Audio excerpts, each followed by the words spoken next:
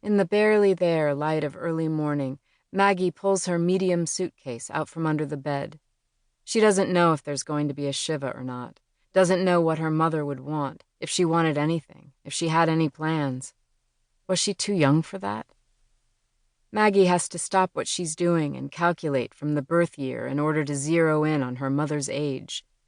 63, she thinks, sweat pooling in her armpits at the shame of not remembering. Can you turn that off?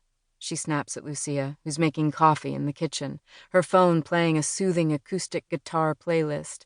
I need to concentrate. The music stops mid-strum, and Maggie feels even worse. She'll pack enough clothes for 10 days, just in case they do a shiva. Her dad is a lapsed Catholic, and she and Ariel weren't raised particularly anything, though when she was small, when her maternal grandparents were both still alive, they would visit from New York to celebrate the high holidays, going to synagogue and eating lavish meals at the rarely used dining room table. She has only glimpses of those years. The softness of Bubby's hands, how everyone said Maggie looked just like Nano, which confused her because he was bald. She does remember her mother crying when the calls came about their deaths, barely a year apart.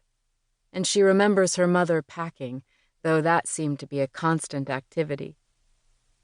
Now it's my turn, Maggie thinks. She packs work clothes because those are appropriate. Some of her all-purpose jeans and tank tops for lounging around or doing errands in, and the obligatory black dress and heels. Why women need to wear heels to funerals, she doesn't know, especially when everyone ends up poking holes in the grass when they reach the cemetery. What she does know is that it's expected. Are you ready? Got your ID, money, phone? Lucia hovers at the door, clutching a thermos of coffee for them to share. Her hair is pulled back into the severe ponytail she wears on a day-to-day basis, so tight that it flattens her curls to her scalp, leaving the henna'd highlights looking like squiggles in a word processor, and then flares into a kinky puff right outside the hair tie. Maggie often thinks about how lucky she is that she first saw Lucia with her hair free and wild and flying as she danced. She's attracted to Lucia any which way, but she looks less approachable with this ponytail, more adult and businesslike. Of course, Maggie tends to look similarly grown up when she goes to work, where she still feels like a kid playing dress-up. I'm good, she says, patting her pockets for the items Lucia listed. Her wallet is there. Her ID is in her wallet. So is her debit card, her credit card, and the emergency card connected to her dad's account, which is all the money she tends to carry outside of bar or club hopping, which is the only time she'll make the effort to carry cash. Her phone is in her back pocket.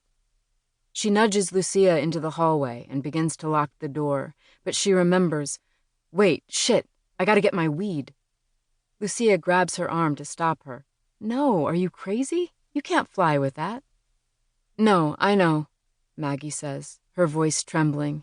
Of course she can't. Though people do, and she wants to. She can't handle this sober, can she? But maybe I can stick it up my vag. I've heard of people doing that. Lucia shakes her head and yanks the door shut all the way. Maggie doesn't know what just came over her. She's always in the mood to get high, but she's not an idiot. This would be the worst time to find out what the TSA would actually do if they caught her. She doesn't fight Lucia on it again, and they walk downstairs and get into Lucia's car. She'll get some when she arrives, she consoles herself. On the ride over, Lucia tries to ask Maggie about her mom, like how old she was, and does Maggie know what happened exactly, and how close were they? But Maggie doesn't really answer beyond 63 and car accident, splat. A sound effect she hopes isn't accurate the moment she utters it along with a loud clap. We weren't, she tries. I mean, I loved her, obviously, but she was weird about, you know. She waves a hand between her body and Lucia's, and Lucia catches it, holds it fast. She always thought it was a phase, rebellion or something, and she was gone a lot. We weren't super close. Maggie doesn't know what else to say. Her mind is already in California, picturing her dad sitting in his office, but he wouldn't be there now, would he? She hasn't talked to him yet. It's an impossible task to pick up her phone and call him. She texted Ariel the details of her flight before she went to bed, so she knows someone will come get her, and she'll figure things out from there.